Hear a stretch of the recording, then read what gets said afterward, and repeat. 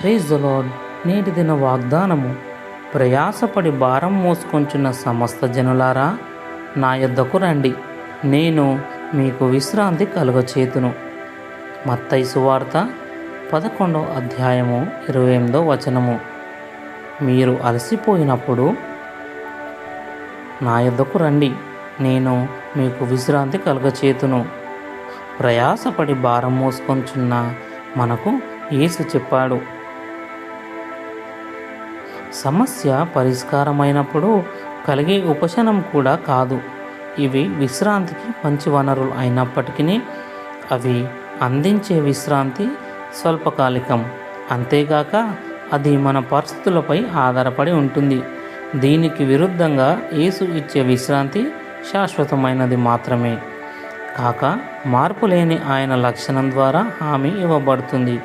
ఆయన ఎప్పుడూ మంచివాడు.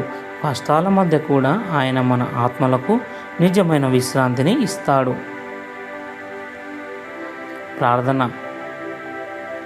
నా యొద్దకు రండి అని యేసు చెప్పుచున్నాడు.